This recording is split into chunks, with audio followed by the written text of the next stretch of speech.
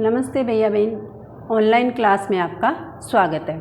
आज हम कक्षा चतुर्थी में पर्यावरण विषय के अंतर्गत पाठ 4 का अध्ययन करेंगे। पाठ 4 हमारा है खेल प्रतियोगिता।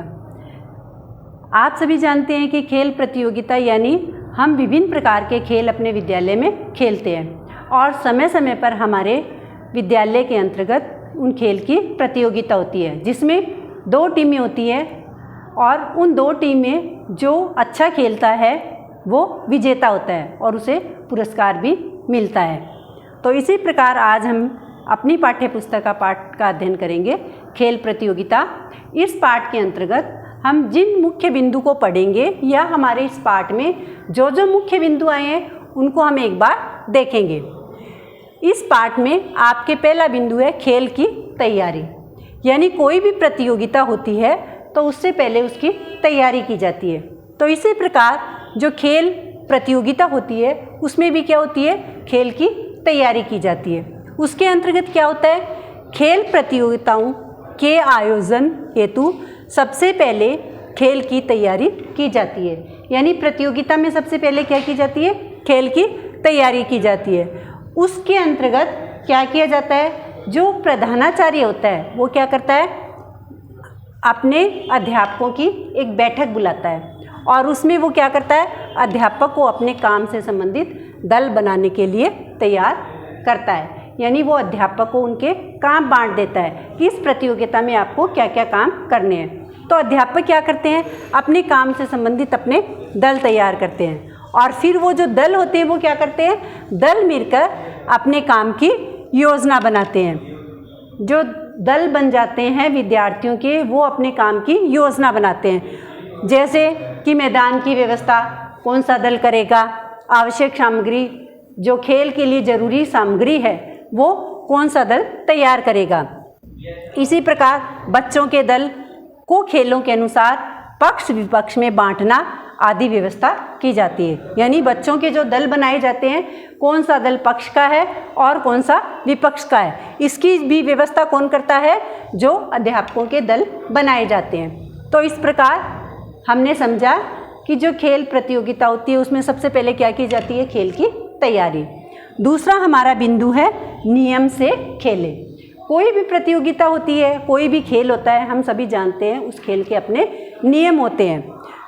तो नियम के अनुसार खेल जब शुरू होता है तो रेफरी क्या करता है, उस खेल के नियम जो है सबको बताता है और उन नियमों के अनुसार खेल खेला जाता है। कोई भी खेल खेलने से पहले उसके नियम जानने जरूरी होते हैं और जो खेल है वो नियम से ही खेला जाता है। क्यों खेला जाता है, क्योंकि खेल के अगर अपने नियम होंगे तो किसी के भी साथ भेदभाव नहीं होगा, क्योंकि खेल उन नियमों के आधार पर खेला जाएगा। अगला हमारा बिंदु है खेल भावना, यानी खेल को हमेशा खेल की भावना से ही खेलना चाहिए।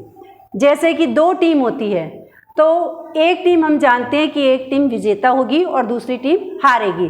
तो ये नहीं सोचना चाहिए कि जो जीत गया वो हार वाले से द्वेष या ईर्ष्या करे, या जीतने वाली टीम हार वाली से करे और हारने वाली जीत वाली टीम से, क्योंकि खेल को हमेशा खेल भावना से खेलना चाहिए। 2 टीमों में से जाहिर है कि एक टीम हारेगी और एक जीतेगी।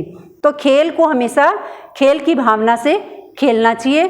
खेल भावना से खिलाड़ी में परस्पर सहयोग, भाईचारे आदि के भाव होते हैं। खिलाड़ी जो है खेल भावना से खेलता है।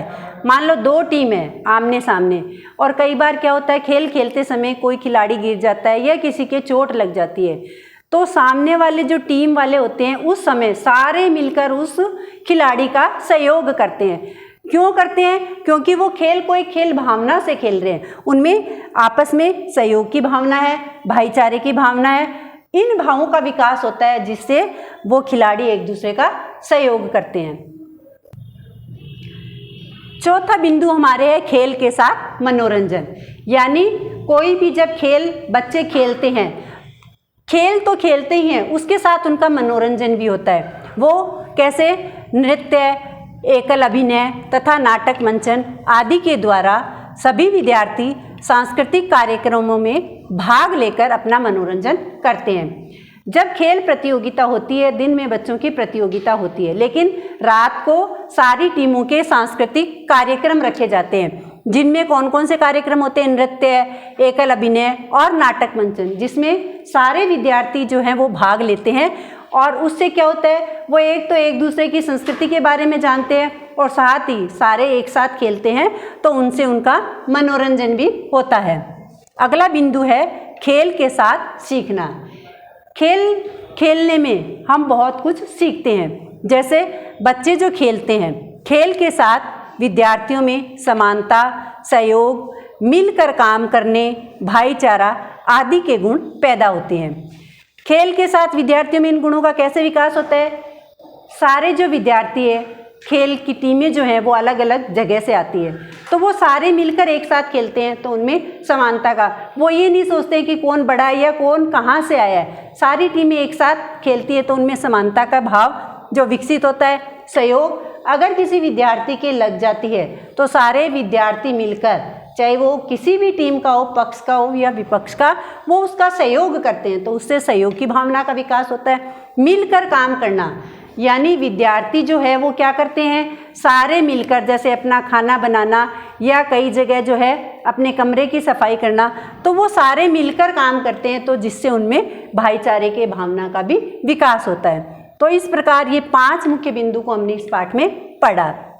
अब हम देखेंगे कि इस पाठ का जो सार है, यानी इसमें हमने निष्कर्ष क्या निकलता है, वो एक बार देखेंगे।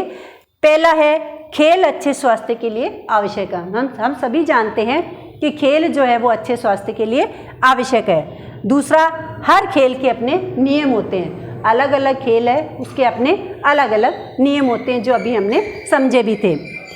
एक बिंदु और समझा हमने इसमें, खेलों के आयोजन के लिए पूर्व की तैयारी आवश्यक होती है।